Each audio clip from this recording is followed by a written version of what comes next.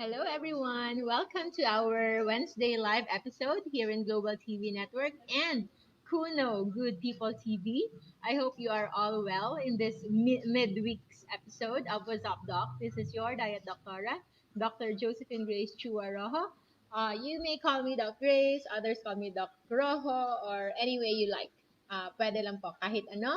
And our topic for today is about salt. So, salt we have this tendency to link salt with something bad. Most of the people, especially even other doctors, are thinking that salt is really bad for our body. It's the ones causing water retention. It's even been pointed out to be the cause of elevated blood pressure. So sometimes we were brought up in an environment and in a culture that's chronically been avoiding salt in our diet. We have so many products in the market telling us it has low salt, no salt. There are even a lot of salt alternatives. And as much as we can, we also try to avoid that, thinking that it's good for our body, it's good for our health. But is it really that true? Is salt really that bad? Or is there really something else that it's even more deadlier than salt? Is salt really a bad thing you really have to avoid? Or is it something else? So that is something that we will talk about tonight. So before we start, I would like to say hi, of course. Always present, Kimpoy Palaboy. Good afternoon. Hello, Milet Aksavan. Hello, thank you so much for tuning in. And of course, my dear Annabelle Vicky Abduhan, always present. I'm so happy for be spending this afternoon with you. I hope you can also help our other listeners and audience by sharing this video to your timeline, sharing this to your messenger, to your friends and families, so that everybody can be educated as well. Low salt or in mostly together with low fat diet is somewhat they are somewhat married when it comes to dietary nutrition, dietary advices. It's considered to be one of the most common knowledge when it comes to healthy eating. That is when a person you see has been eating so much salt, you will think that that person is very, very unhealthy. And of course, in a way, that could be true. But that is if you are taking salt together with other junk foods. Like, say, for example, chips, other curls, the usual snacks that we have, certain, like, what else? What's your favorite? Corn chips, we have potato chips. All of these are all blaming salt, making them these foods unhealthy. But truthfully, actually, salt is really not that bad. In fact, salt is considered to be essential, meaning we have to take it in as frequent as possible because low salt or hyponatremia in medical terms is actually linked to more problems than those who are taking in a lot of salt, because salt is really something that we need. In fact, salt, its chemical structure is sodium chloride, is actually the most abundant electrolyte in our body.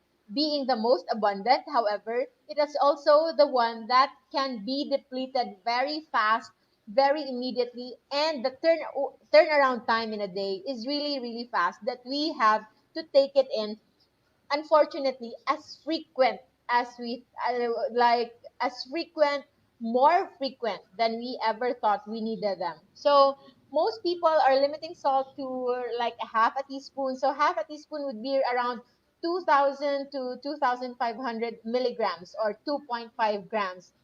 But studies have shown actually that we can tolerate more salt than that. A minimum requirement of 1 teaspoon, that is 4,000 to 4,500 milligrams or 4.5 grams, should be the minimum amount of salt that we take. And any excess salt, you really shouldn't worry, because our body has its own acid base balance and electrolyte balancing or homeostasis mechanism, wherein extra salt that we take can just be filtered out through urination. Yes, we can take it in. Salt is excreted in our urine. The more you drink water, the more you are also urinating salt, meaning you are losing electrolytes whenever you take in so much water. These are the reason why certain people who drink so much water, like taking 4 liters up to 6 liters even in a day, are in a vicious cycle. They are trapped in a cycle wherein they feel very, very thirsty the whole time. And you know why they cannot quench their thirst? They cannot quench their thirst simply because what they lack is no longer water. What they lack is salt.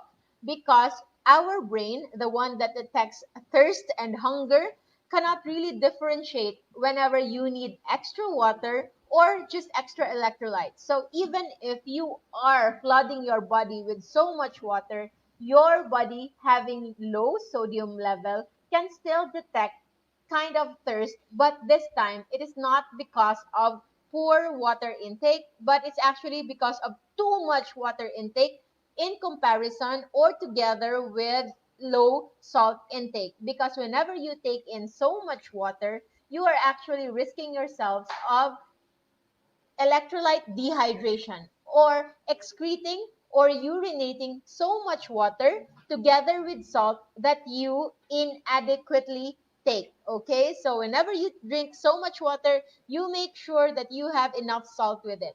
And no, it will not damage your kidneys as long as your kidney is well functioning, as long as it is still healthy and wasn't damaged with too much sugar.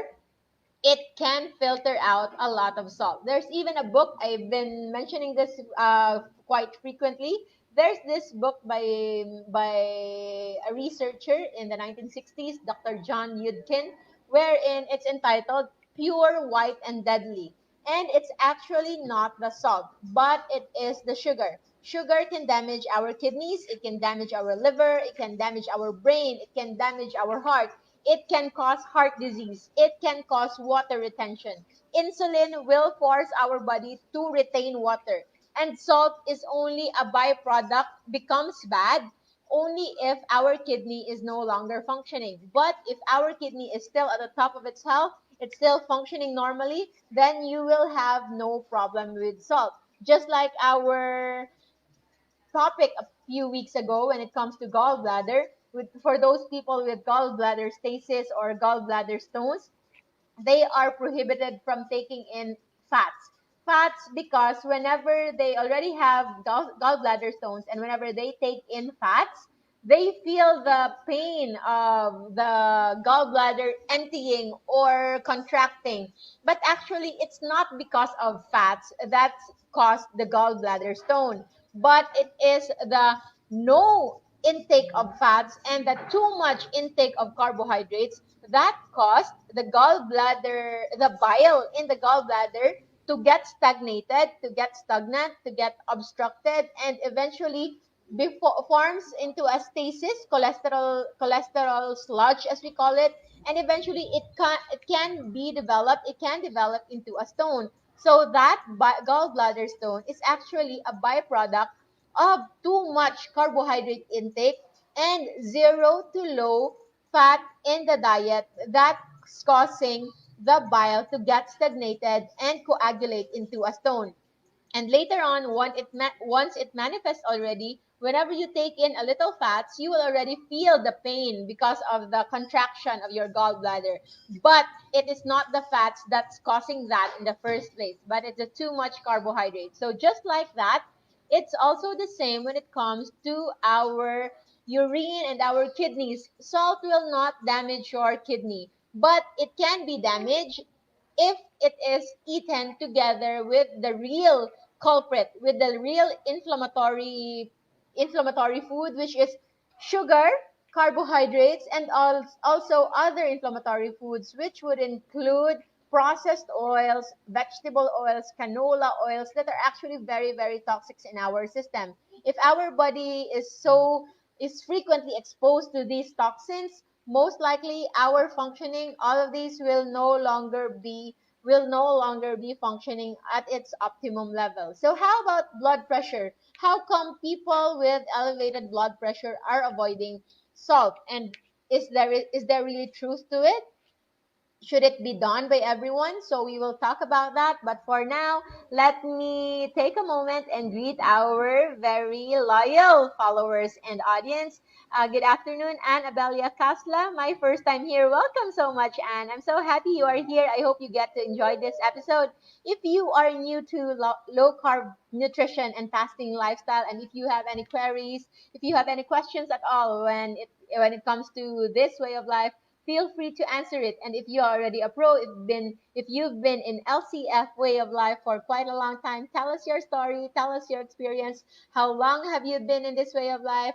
Where are you for now in terms with your goals, and how are you keeping up, and how's your family is keeping up? I hope you are enjoying this way of life as we are enjoying it as well. So please like and share, of course. Thank you, Sir Kimpoy. Riza Escavilla, hello, ma'am. Thank you so much. I hope to see you again soon, and so that we can do a follow up with your condition. And Tito Baby Mati kita about health tips. Yes, we can listen to it. And if you have questions, this is your best time to ask them, because we will dedicate this time to answer all your questions. Our topic right now is about salt.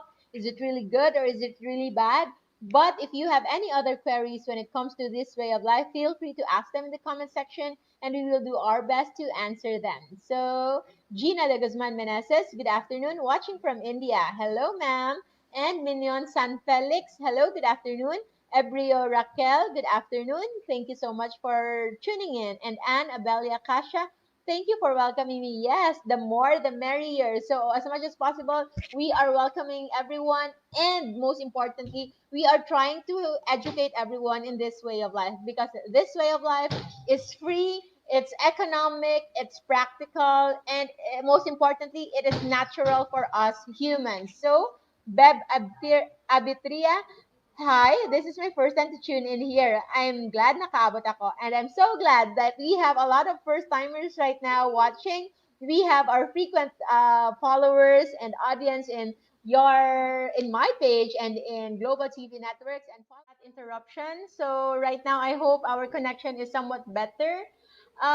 With regards to our previous, what we are talking about is about salt. I hope you are there. I hope you are tuning in. We are now back. So this one is entitled Still the Same. What's up, Doc? Live February 3, 2021. Episode topic is salt.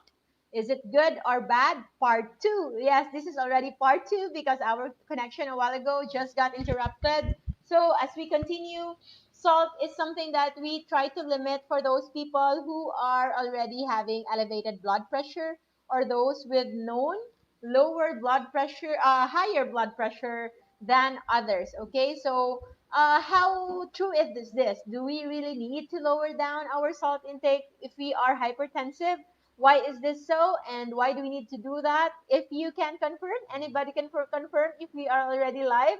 If you can already hear me, all right. If our connection is somewhat better right now, thank you so much, of course, to my brother Alvin and my sister-in-law Angela for always being here, rescuing me in my technical difficulties. We are here live in Tambayanihan Garden Cafe, also DIY Donuts and LCF Essential PH.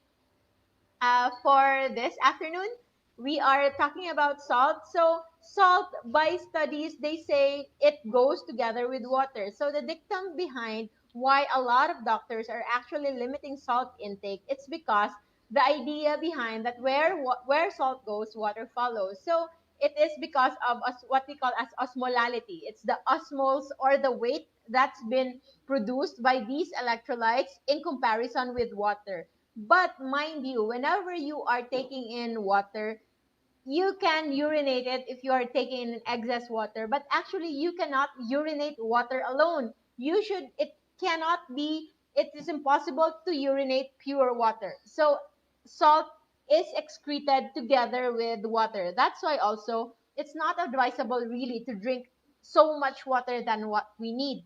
And in studies, 8 glasses of water is actually a superficial number. Water intake should be based on your activity, should be based on the thermal temperature of where you're living, the degree of humidity, the degree of your breathing, the degree of your sweating, because that will dictate how dehydrated or how hydrated are you. and how much you need to actually replenish, because actually our body can create its own water. So intake of too much water can actually risk you into having a abnormally low electrolyte in the body that is composed of low sodium. So what are the symptoms of having low sodium, and is it really important to know that? And is it really, which, if you can choose between over consumption of salt and low consumption of salt, which one is it? Of course, we are not advising anyone to just keep on eating salts in tablespoon wise. We are not recommending that. But what we are trying to address is the idea that our body can actually tolerate more salt than low salt. There are a lot of drastic changes, even emergency cases, just because of too low salt in the body. Very low level of sodium chloride or sodium in the body is linked to many illness. It's even linked with certain problems because salt actually is looked into as protective when it comes to our vessels, when it comes to our heart.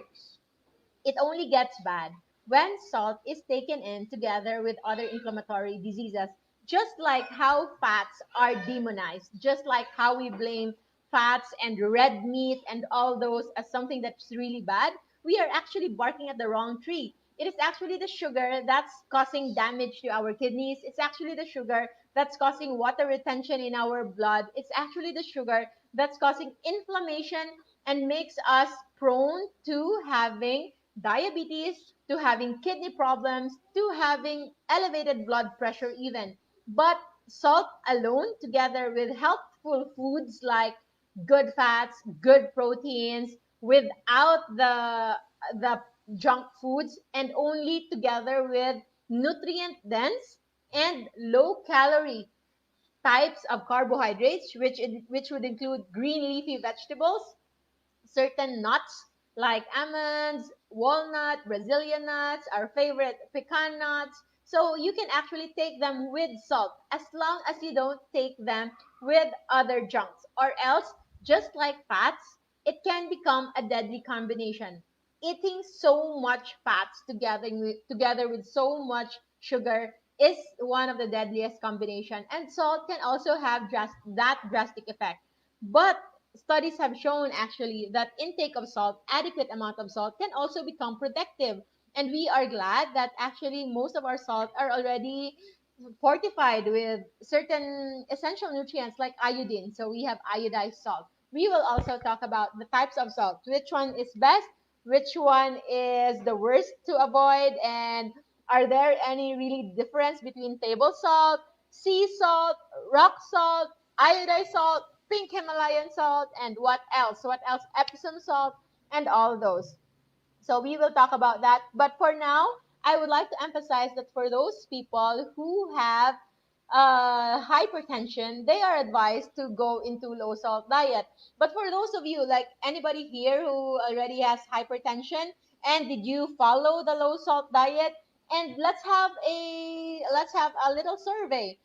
When any of you really improved your blood pressure, did it really lower down the moment you lower down your salt intake? Chances are it will not go down to its normal level. We've seen it, we followed it, and yet nothing happened. Research showed that only about 10 to 15% of people can actually benefit from low salt intake, and the reduction or the lowering of their elevated blood pressure, their hypertension, is actually not that much. It's only about 5 to 7 millimeters mercury. That is our unit of measurement when it comes to BP. That's mmHg. So, for example, my usual blood pressure is 90 over 60. Sometimes it can go as low as 85 over 55. Sometimes it's just around 100 over 60, but it doesn't go up beyond 100. And that's common for our family. But we don't know anyone yet who takes in salt more than us, especially our mother. Our mumming is there. Hi, mumming. Hi. So, mumming, we call her as the princess of salt. She even has a childhood story for us about the three princesses who gave gifts to their father, the king, and the first one gave diamonds, the second one gave gold, And the third one gave salt, and the father got insulted. But later on, he realized that salt is actually more essential than diamonds or golds, because aside from making our food taste yummier, looks more delicious, really, because salt has this tendency to make our palate taste better. It is a natural food enhancer. It makes us want to eat more because salt is something that we really need. And now we realize that salt is really more essential than gold and diamond, nutritionally speaking, because we really need salt. And chronic low intake of salt is actually linked to more problems than we know, even sluggish brain functioning, slow mental processing, lack of focus, certain amount of eating disorders like always craving for sugar, the absence of satiety, or you never feel full or never feel satisfied, always weak, feeling cramping, frequent numbs, pins and needle sensations on your extremities, those can actually be signs of low salt intake. And did you know that if you have a low salt intake, you are actually also risking yourself to have a low potassium in your body? Why? Because there should be a balance between sodium and potassium in our system. So the moment our kidneys, for example, is trying to filter out our urine, if it feels like there's low salt in there, it will try to neutralize that, because it will be dependent on the equality or the equivalent amount of positives and negative electrolytes. And potassium and sodium is the most abundant electrolyte in our body, wherein potassium should be inside the cells and sodium or the salt is outside the cells. So when your salt intake is very low, our kidney can try to compensate so that it will become balanced by excreting those potassium as well. So that's why you are also risking yourself when you are having low sodium, you're actually risking yourself to having low potassium as well. That is what we call sodium as potassium sparer. It spares or it saves potassium from getting excreted as well. So that part alone, we can already see how sodium is very important. As by evolution, from microbiology and evolutionary perspective, us humans actually came from a single cell organism which originated from the sea. So, in order for that organism to survive, it is said that that single cell organism actually carried sea within that cell rather. So, our contents of salt in our body is actually somewhat similar to C. So the electrolyte component of the C and our cells is somewhat similar. So we are born, our DNA, our system is actually functioning on salt. So it is quite impossible to really be afraid that we should really be afraid and we really need to limit salt, when in fact our body, if not all of the bodily functions and chemical processes is needing salt, we will function worse if our salt intake is wrong. So I'm not saying that you should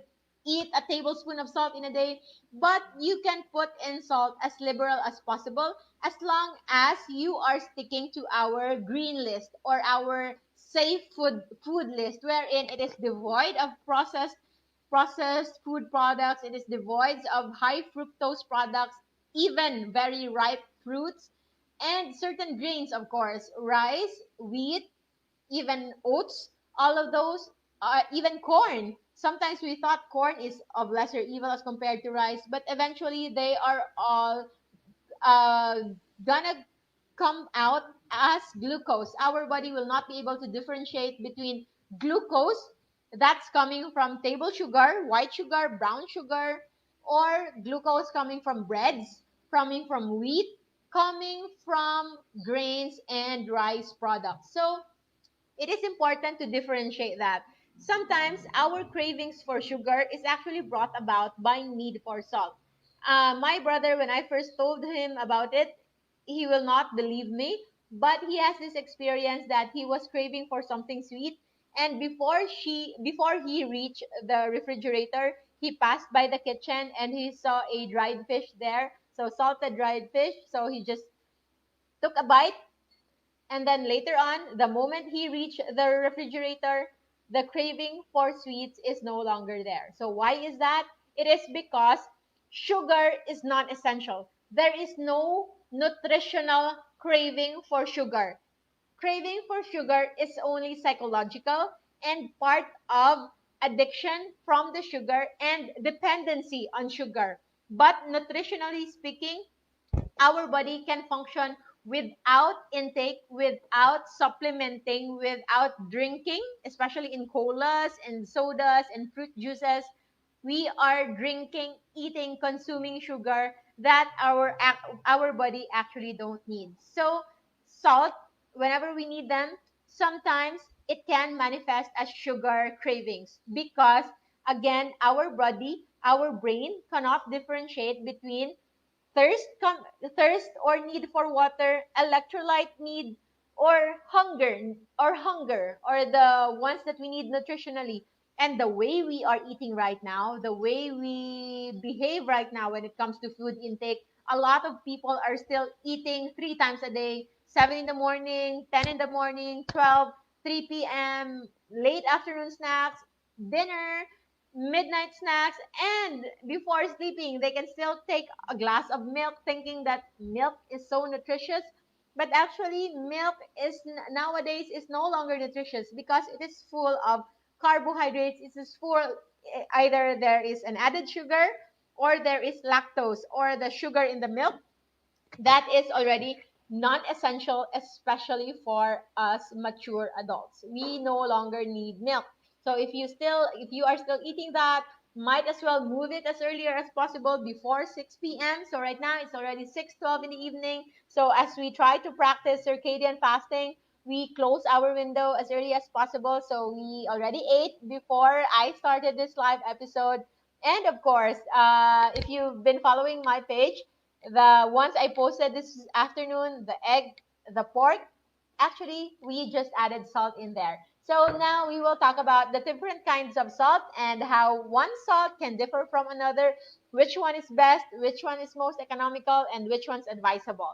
So before we proceed, thank you so much for tuning in again. The previous half of this was somewhat corrupted. I hope our dear EJ can fix this before we posted it in our YouTube channel, Dr. Josephine Grace Rojas. So, Joy, good. First time here? Okay, now. Thanks, po. Thank you so much. I'm so happy we have a lot of first timers right now. Something better is something good is happening in Facebook.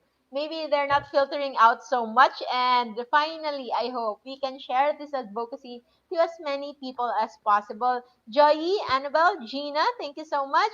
Kim Poy, always there. Jessie, Jessie, Jessery, thank you so much.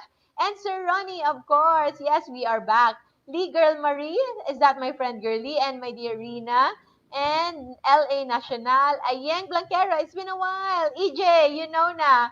Agnes, hello. I hope to see you here in Tabenihan soon. And Kathy Bertudes, of course. And Ayeng Blanquera, ganda ng topic, Doc Grace. Just found out one of my niece doesn't put salt in her food. She believes it's the kidney's enemies. Oh, there we know now actually that people who are low in salt have a lot more problems than the ones who are eating a lot of salt. Case in point is Maming, who is already 65 years old, who's never believed anybody telling her eating pork and eating salt is bad. It's just that that's what she's been doing all her life. It's just that this time we learned that they're okay. And although she was eating all those, but the difference before, she was eating salt, she was eating fats, and she was eating sugar with it. But right now, at least the sugar is now minimized. And studies have shown that eating good fats, that is unprocessed fats, it could be coming from your favorite pork, from your lechon, from coconut oil, and eating salt can actually become protective. And in a way, it can actually somewhat neutralize the bad effects of too much sugar that you've been eating. That is how important salt is. low salt people who underwent low salt diet actually didn't get a lot of benefits from that. We try that. I have a good friend. I know you know her. She's been doing no salt or low salt in their system, but she's been in maintenance medications for so long. And the only one that finally made her graduate from all of those maintenance medications is the not the removal of salt, not the too much water intake, not the 11 medications she's been taking, but only removing rice in her system, removing carbohydrates in her diet, and incorporating fasting in her day to day. In only a span of 2 months of doing OMAD, that is one meal a day, fasting for 20 to 22 hours a day for the full 2 months, and eating low carbohydrate diet strictly for 2 months, she was able to heal herself from fatty liver, from PCOS, from hypertension, from diabetes, from asthma, and so many other allergies. And right now, she is taking in more salt and she actually minimized her water intake and she feels way, way better than she ever can remember all her life. So, salt is really, really important. We are barking at the wrong tree. The real, pure, white, and deadly is actually the sugar and not the salt. And aside from that, there's even another book entitled The Salt Fix. And because, yes, salt can really be a very, very good fix when it comes to our health, when it comes to our nutrition, because we've been demonizing salt for so long that chronic low salt intake actually became already one of the reasons why we have deteriorating health. So for those of you who are already in low carb lifestyle but has been avoiding salt for quite a long time, try to slowly incorporate increasing your salt intake and you will see your body improve, your health improve, your overall functioning improve. Joe Laksamana, I'm so glad you are here. Good afternoon. I hope you are there watching together with your family. I hope you are doing all right and staying more beautiful as ever. Don't mind the bashers because you are looking great. Nora Ramirez, hello. And yes, thank you very much, Joe. And Juliet Giritan Mendoza, hello, good evening. Sharon Roldan, yung toddlers, pwede rin po ba na mag-drink milk? Moderation po, di ba? Yes, actually, milk is really non-essential for our body. It's only essential for the first 6 months of newborns, and the best kind of milk is coming from breast milk. And if you can still continue your breastfeeding even up to toddler age, the better.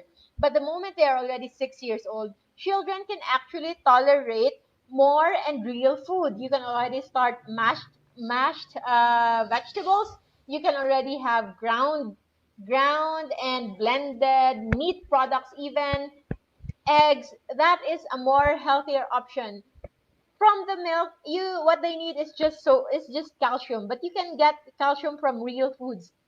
Milk is only somewhat an easy answer for the parents, especially the busy ones. But if you have to choose milk, try to choose the ones that are full cream and no added sugar, or else you're actually putting your child at risk, suffering from the same fate that we did of being sugar dependent.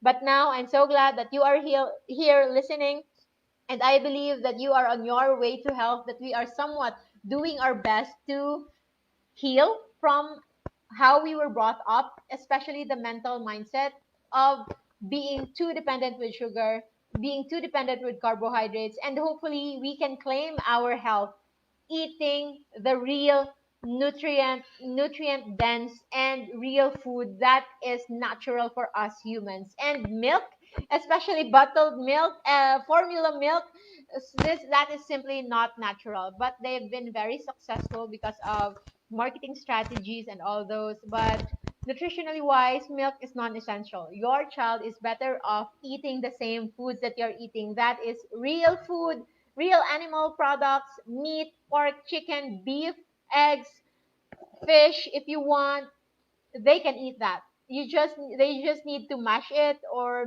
blend it so that they don't need to chew it because they don't have teeth yet. But otherwise, they can benefit. Their digestive system is as developed as ours. So You can slowly introduce foods, real foods from their system, avoid too much sweets, avoid too much fruits, and focus more on vegetables and real meat. Yes, they don't need to drink that, and if they are taking milk 5, 6 bottles a day for those more than 6 months old, it's time to lower that slowly. Even my nephew, one of my nephews, was able to win from milk. What age, Bob? What age? It was immediate. 8 months? 2 years. 2 years old. After 2 years old, 1 week, a day? Just a day ba? A day or two? 2 days of no milk, no more formula milk, and right now he never took milk, and he is already 4 years old now, and he is healthier, even healthier than other kids who are dependent on milk. So hello, me and my wife watching while on our way home. Hello, and Sir Dennis, and have a safe trip to your home. Water na lang with salt than milk. Okay, but water na lang with salt, but of course with the right nutrition, not just water and salt, or else that would already be fasting. Okay, so Dude Sarmiento, hello, Doc. Children needs nutrients. They need nutrition. They need food. But as adults, as parents, we have the responsibility that whenever they ask for food, we provide only the best kinds of foods. Okay, Susan Esconde, good evening. And EJ, and Annabelle Kasha, question, Doc, how true that less sugar in the body is also good, is also not good. Manginginig ang katawan natin. Why is that? Okay, sugar in the body, too low sugar in the body is not right. Okay, it's actually not normal to have an abnormal low sugar. But why is there low sugar? Because you have been making your cells get used to sugar as a primary source of energy. But we have we don't need to depend sugar as a source of energy. We can actually better function if we are using fats or ketones as a source of energy. Okay, so if you go back to basic chemistry, sugar or carbohydrates is labeled as short term, fast acting, immediate source of energy, but it's not a long term use of energy. Why? Because it is not sustainable. Chronic use of sugar as a source of energy is risking yourself into too much or elevated exposure or long term exposure with insulin as well. And too much insulin in the body is making you go into tumor genesis, inflammation, and so many others like allergies and fat production, over fat production, and under fat utilization. Meaning, the moment there is insulin, your body will stop utility of fats. Yes, because the second source of energy, which is a healthier source of energy, is actually fats. It's actually ketones. But it will never be tapped. It will never be activated as long as you keep on eating sugar, as long as you keep on depending on sugar. People who are having episodes of hypoglycemia is actually not real hypoglycemia. Hypoglycemia is an abnormal low glucose level in the blood below 70. 80 is not hypoglycemia. That's just a low normal. That's even my normal. Especially when I'm fasting, I can go as low as 73, 75 glucose in my bloodstream. And I feel all right because I am no longer dependent on glucose, but I am also fat adapted. My body can function using ketones as a source of energy. So glucose doesn't need to be high all the time. Those people who are nanginginig, who are like having chills and trembling and are somewhat feel like having episodes of hypoglycemia, yung nanginginig, it's actually because their body is so used to shooting up very, very high levels of glucose. That is, even a normal glucose can already make them feel like they're having episodes of hypoglycemia. But it's not real hypoglycemia, but it's the dependency of those people getting used to sugar. If you will go into a low carb lifestyle, your body will eventually adapt. You give it 3 days. Those adaptation period, those panginginig, those symptoms are brought about by sugar withdrawal. Just like a drug addict is getting weaned from drugs, it can have that withdrawal symptoms. Okay, but sugar is something that we shouldn't be afraid. In fact, there are a lot of tribes in the world, the Inuits, the ones that have been eating in certain kinds of tribes in Africa and South America. There are tribes who are eating pure carnivore diet. So if they are eating pure carnivore diet, they're actually eating zero amount of carbohydrates, as in zero sugar at all. But they do not have any problem with low sugar, simply because when your body is not dependent on sugar, it can create its own sugar. Sugar is considered not essential. Carbohydrates is considered non-essential. Whenever we say non-essential, nutritionally speaking, we don't need to eat it. We don't need to take it in, because our body has the capacity to produce it on its own through our liver in the process called gluconeogenesis. That is formation of glucose from scratch. And that can be coming from triglycerides, or the fat and glycerol compound in our body, from amino acids and proteins that are stocked and excess in our body. And if you've been on prolonged starvation, it can come from your muscles, but that is a long way. That is not sustainable. So our body is actually equipped into using fats and ketones as a long-term sustainable source of energy. And that is a definition of energy source if you look into our basic chemistry books. But it's just that the marketing scheme of food industry is now using carbohydrates, is now mainly using sugar as a primary source, or as our primary food source in our supermarkets. That's why we are now not used to using fats as a source of energy, and we are all very dependent with glucose as a source of energy, when in fact glucose should be reserved only once in a while for emergency cases, or just during harvest season, which is once a year. Glucose is not a sustainable source of energy. So that's why we are promoting low carb. Low carb nutrition, and even while you're fasting, personally, my longest water only fast is 12.5 days. For those 12 days, almost 13 days, I took no food at all, no sugar at all. I only drank water. I only took electrolytes, magnesium, potassium, and salt. That's all that I took. And I have no episode of hypoglycemia whatsoever, because our body can actually adopt into having very low or no intake of glucose, and it can actually activate its own glucose stores and its own glucose production mechanism. How about our brain? People will say that that our brain is glucose dependent. Yes and no. Yes, because our brain can choose glucose as its primary source of energy only if there is no ketones around. But between ketones, the energy coming from fats, and glucose, it actually prefers to function with ketones because it is cleaner, it is more sustainable, and it can function more optimally better than with glucose alone. Chronic intake of glucose as a fuel source for our brain is linked to production of dementia, Alzheimer's disease, Parkinson's disease, and other neurodegenerative diseases.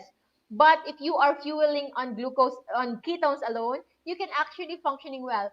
That's why ketogenic diet, or a full fat diet, which is the person is already dependent on ketones as a source of energy, was first discovered as a treatment for children with epilepsy who are already non-respondent to medical management. Those children with epilepsy who are no longer responding to regular anti-epileptic medications, tablets, are responding well. In 2 days, 3 days of ketogenic diet, it's all been good. And studies have shown that our brain can actually function with 60 to 70% of its energy source coming from ketones, and only around 30 to 35% can come from glucose, and that 30 to 35% can be enough and supplemented well by our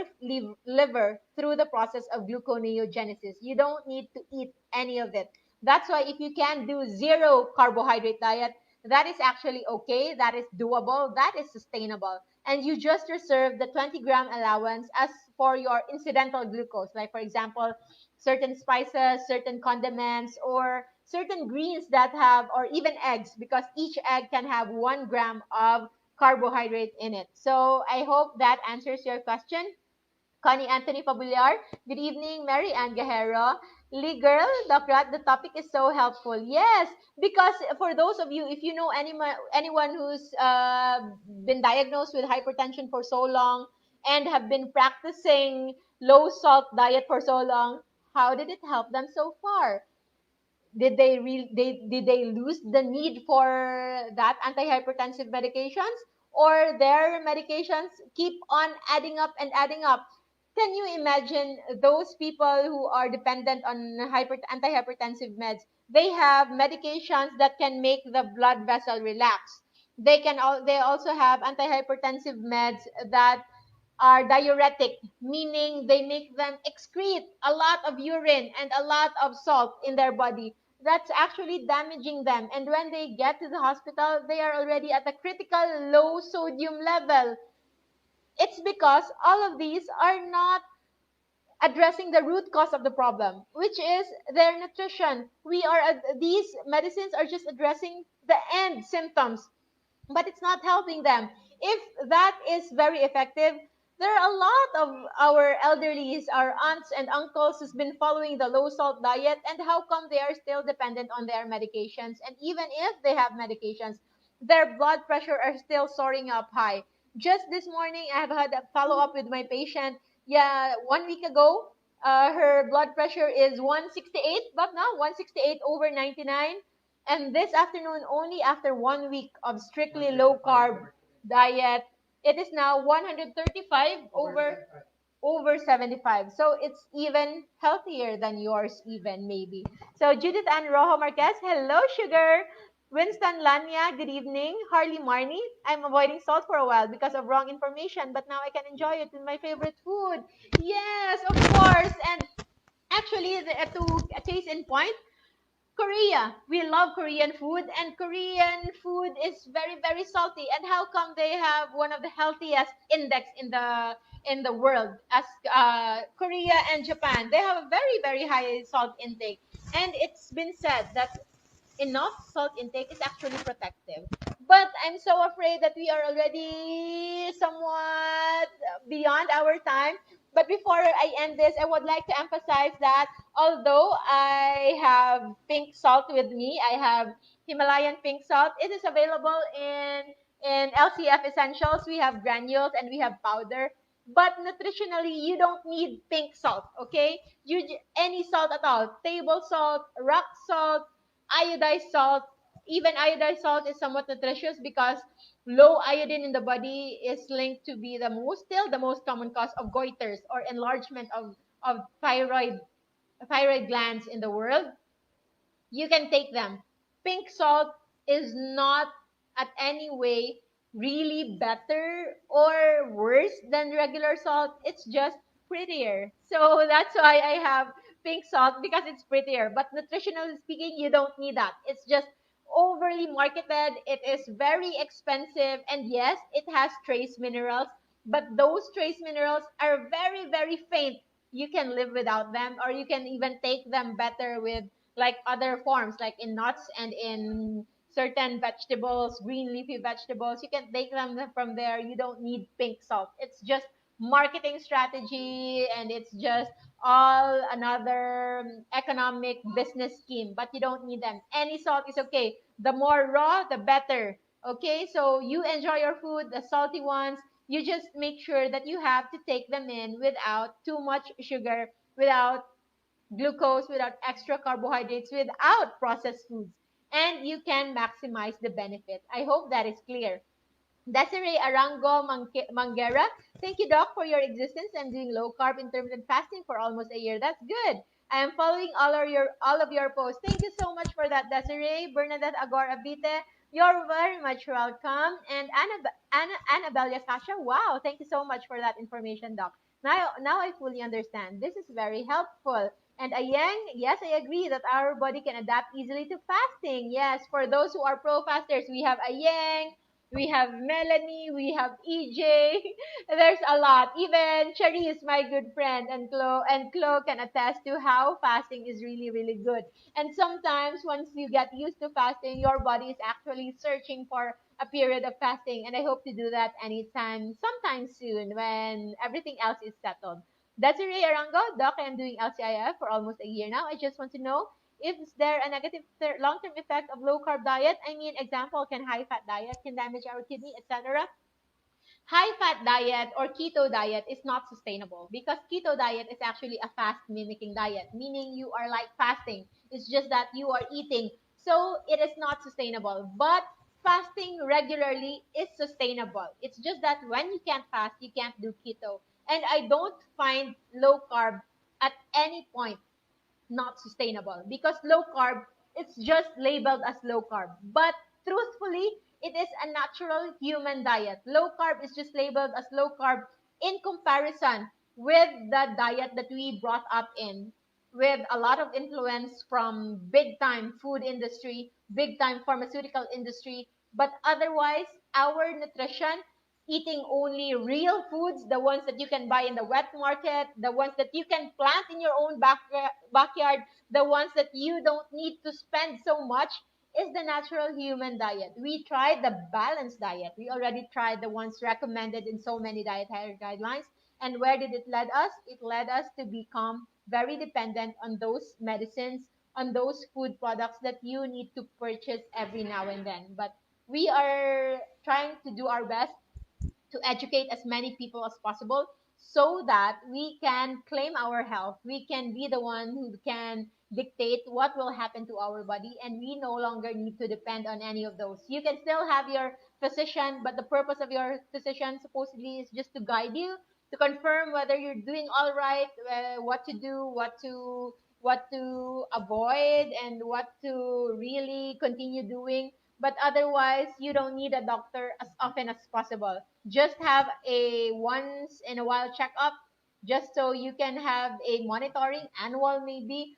But to be dependent on medicine, to keep on following up every week, even if you are, and keep on adding medicine, that is not sustainable. If you are only keep on adding medicine, then it's not good at all. If you feel like you have, I do so in short, I do not believe that low carb diet is not sustainable. I believe it is the natural human diet for anybody at any period in their lives, children, women, pregnant women, men, young, old. We can benefit from low carb. We just need to adjust on our fasting schedule and how frequent we eat it. But if you feel like you're eating low carb, but 3 times a day, 4 times a day, 5 times a day without fasting, then that one is not sustainable. So that's why I always recommend not just low carb, but equally important is also incorporation of fasting. So, but if you feel like there's something that you need to improve, feel free to consult with your favorite low carb physician or your favorite physician. But I doubt if they will agree with your low carb and intermittent fasting. So better to look for doctors. Right now, there are a lot of doctors encouraging low carb who are already also knowledgeable about this way of life, that you can be guided well so that there will be no conflict. And of course, you can be sure that you are on the right track. So M. Sanchez, hello, good evening. And Churchy Marie, is it okay po to drink brewed coffee with a pinch of salt every day? Yes, that's actually one of the hacks that we discovered. Drinking black coffee, putting a little salt in there, will make the coffee taste less bitter. It's actually a little hack that we discovered, and it's really good.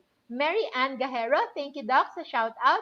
Always follow sa pages mo. Mwah! Taking low carb and intermittent fasting since January 1, 2020.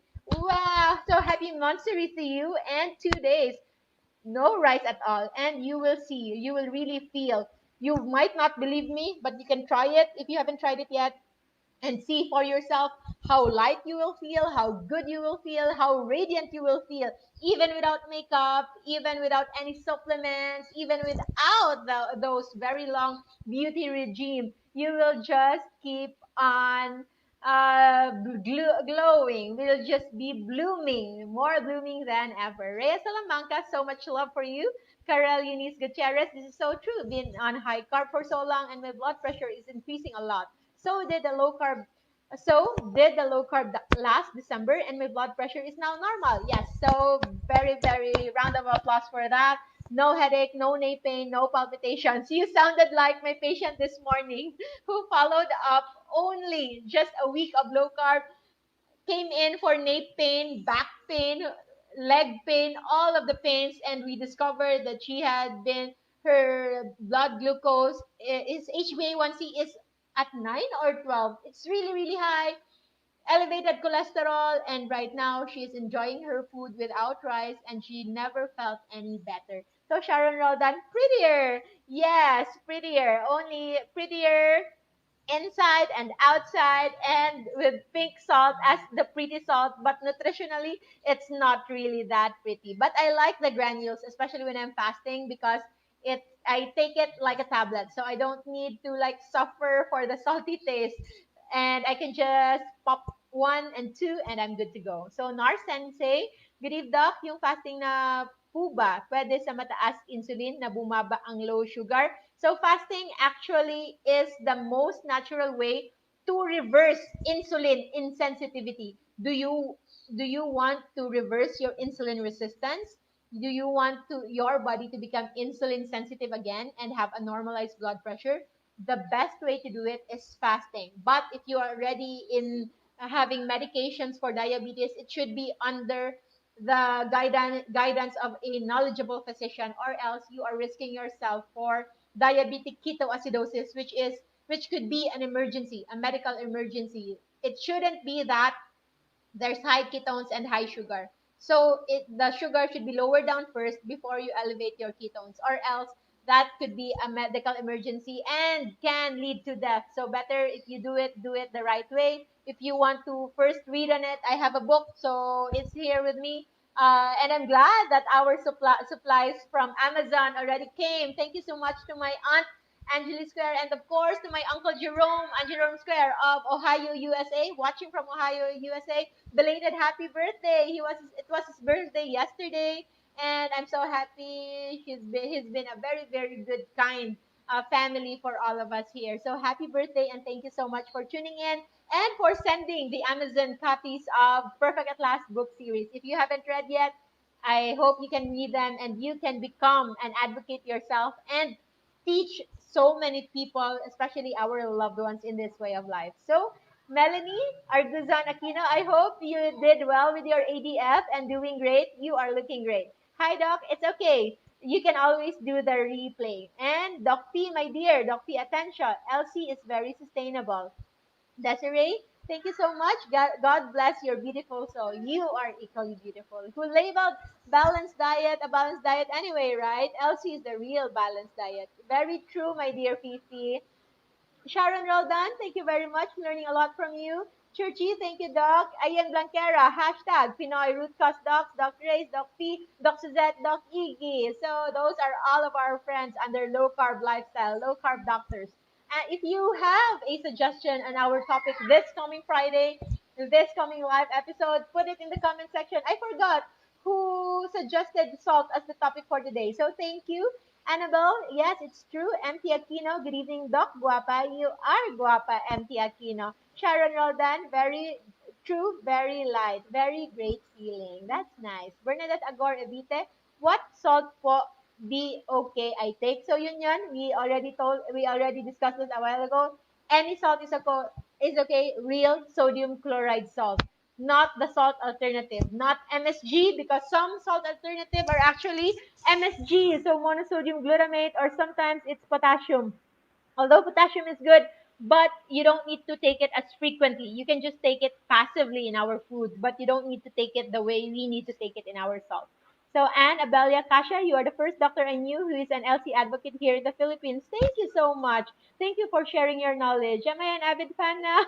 I don't know, but I'm glad you are here and I'm glad that you appreciate this way of life, Anne. And Eleanor Papio Carranza. Hello, Dr. Ace Late. It's okay. So, Eleanor, this is already our second part of our video because the first one was corrupted a while ago. I hope you can watch it. And thank you in advance to my dearest EJ for compiling our videos and uploading it to our YouTube channel. If you haven't followed yet, you can follow it. It's Dr. Josephine Grace Chua Rojo. This is your Diet Doctora and Sir Ronnie, maraming salamat. Nar Sensei, thank you po Doc. I'm interested in the book. Bobby, can you please help me with the book? I will show Sir Nars, no? Nars Sensei. Heaven sent ka po. Depressed na ako. I don't know what to do anymore. Don't be depressed. If you are depressed, you have to read book 3 first because this is about mental mindset, overall wellness talaga. Anyway, you are here. You know already about low carb and fasting at least a little. You can start with book 3. Book 3 is somewhat the closest to my heart because sabi nga ni Chloe, it's somewhat like an autobiography. So if you read book 3, you will really feel that I am your friend since we were young. Yung ganong level. So book 3 is somewhat me being a friend to as many people as much as I can. But since I'm quite busy and I can't be there for you, and as much as I want to listen to all of your needs, maybe the all the things that I have to say is in book 3. So I suggest you read book 3 if you want to claim your health specific diabetes, hypertension, tumor, infertility, even if you want to have a child. And yes, about salt, for those who want to have a child, there is a study that increased intake of salt or low salt intake actually is linked to infertility. So if you want to be more fertile, to have more chances of getting pregnant, try to upscale, try to increase your salt intake. So it's here in Perfect at Last, book 2. This is book 2. And of course, for our fasting protocol, this is Perfect at Last, book 1. Send me a message and our office admin will be the one who will get back to you on the details on how you can get these copies. And Jeline, akala ko filingera lang ako na everyday feel ko blooming ako. No, that is true. Hayaan mo sila. And kahit feeling mo pa yan, you go on with that feeling. You feel like you're blooming. You believe that you're blooming and you will just be blooming. Everyday mukhang pumupiti din balat ko. Plus, sobrang sarap ng tulog ko. That's good. The beauty rest, the wellness, overall, it can be seen from inside to outside. So, inward to outward blooming and beauty. Melanie, Doc, how about next time? LCIF and skin allergies or reproductive issues? Okay, so we will tackle one by one. Skin allergies and maybe skin allergies, and the next time you can do reproductive issues. I actually reserve reproductive issues because I have one of the readers who had PCOS. There's actually two of them. But right now, I'm so happy to say that they're now expecting. I think two of them will give birth next month or this month. So I'm so happy. So they've been trying to conceive for so long. They've consulted a lot of fertility doctors. Nothing happened. They spent so much on fertility medicines and all those. Nothing happened. Only low carb and fasting worked. So actually, I'm reserving reproductive issues for them. But anyway, since they're somewhat busy, we can do an intro episode for that. Okay, so Nirag Vale, hello Tata, good evening. Harley Marnie, I love drinking tea and coffee. Want to know more about this stuff? Tea and coffee is all okay. It's all good as long as there's no added creamer, no added sugar in it. So you can take as much. So Annabelle Dikiatuhan, nakakaganda po talaga. Yes, nakakaganda yan. It's cleansing our body, it's cleansing our skin, and most importantly, it's cleansing our brain, our mind to be the healthiest and best wellness mindset ever. So I think that's all for now. We're somewhat beyond our time, but thank you so much for being here with me. It's already raining hard here, so we have to prepare a little. Thank you so much. I hope to see you again this Friday. This is your Diet Doctora. Always remember to fast as long as you can, and when you do eat, stay low carb so that you will stay safe. Try to grab the books. So we have the copies already, so it's quite thick, but it's very easy to read. You can read it one book in 2 to 3 hours. You can finish it and you can become a changed person